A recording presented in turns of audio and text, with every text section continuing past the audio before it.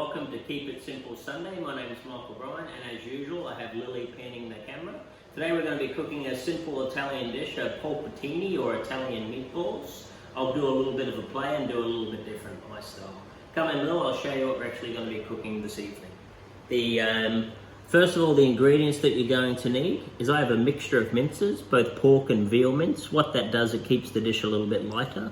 You'll need 3 eggs, 150 grams of breadcrumbs, cup of milk, grated Parmesan cheese, limone or lemon, and then up here I've pre-sliced these, so white onion, garlic, mushrooms, tomatoes, and a mixture of herbs from our backyard. Okay, to start the actual polpettini mix, you want to start with the foundation of the actual meatballs themselves. So kick it off with a little bit of olive oil in the pan, bring that up to the heat, and then add in your onions.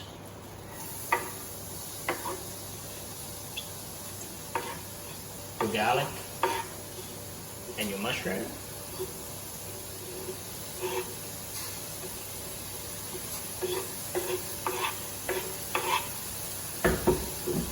And you just want to stir that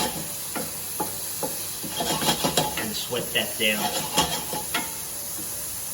Okay, once they're actually cooked, remove that from the heat, bring them over, and then let them chill for 5 minutes before we put them through the mince. Okay, as your onions are chilling, let's crack on to the next part. So grab your 3 eggs, straight into the bowl, crack them in, keep all the shells for your compost heap later on. These are a lovely free-range egg from a lovely Rebecca from work. So give those a little whisk. You just want to loosen those up. So as you can see there, all the bowls in the house seem to be pink for some reason, not sure why. I think it's got something to do with the nitrogen in the house, I would say. Once they're whisked, grab your breadcrumbs and your milk and just combine those two. Give them a little stir in. The breadcrumbs are obviously going to soak in all the milk, and what that is going to do is actually add a little bit of a softness or a suppleness to your actual meatballs themselves.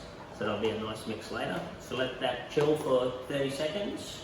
You have your pork mince and veal mince. Time to get your hands dirty. If you don't want to do this, get someone else to do it. I would normally get Lily to do this, but she's manning the camera. My wife is mowing the lawn, or she should be mowing the lawn. And my oldest daughter, who knows? So pop the veal mince and the pork mince straight in. Get your hands straight in there. And into this mix itself, you want to add your onions and your garlic and your mushrooms that you sauteed off before. So add that mix straight in.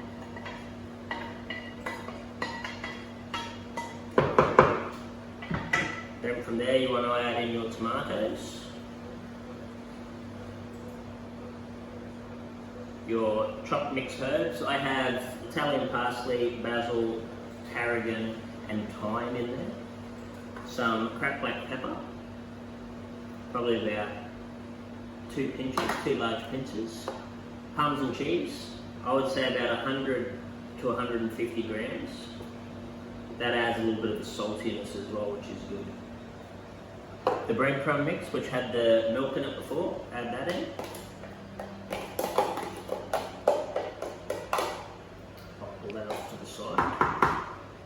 And then get all your hands in there. This is the fun part, apparently. You're just obviously manipulating it all till it actually forms the consistency and texture that you want of the meatball. These will be relatively soft, but don't worry too much about that, because once they're baked through the oven, they'll firm up. Those eggs in there will actually help cook the process.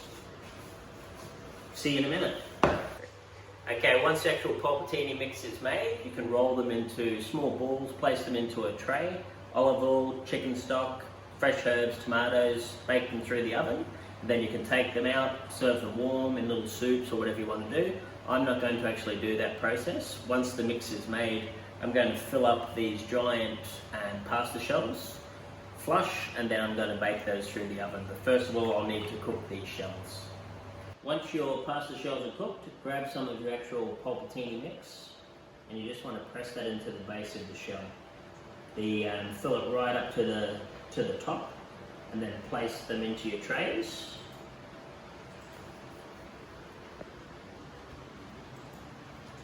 And what we'll do is we'll continue doing this until we have a full tray.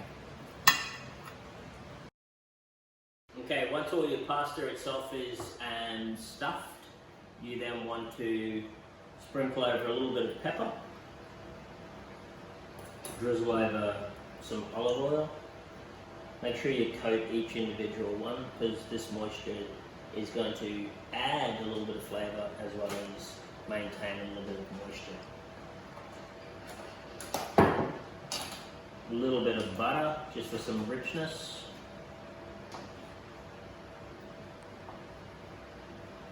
Again, just dot that around the tray. It's going to melt and sort of create a bit of a sauce on the base of the tray anyway. All the juices and things like that will leach out a little bit from the pasta itself, so you'll create a bit of a sauce on the base of the dish, which is always nice. Then you want to add Parmesan cheese, like a nice coating over the top.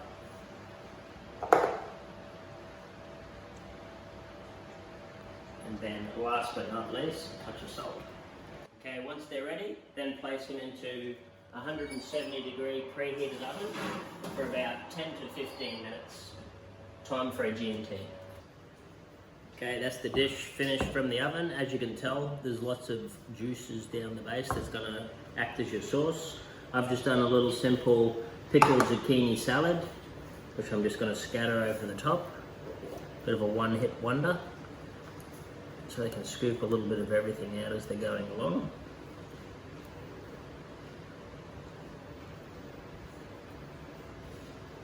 Fresh basil.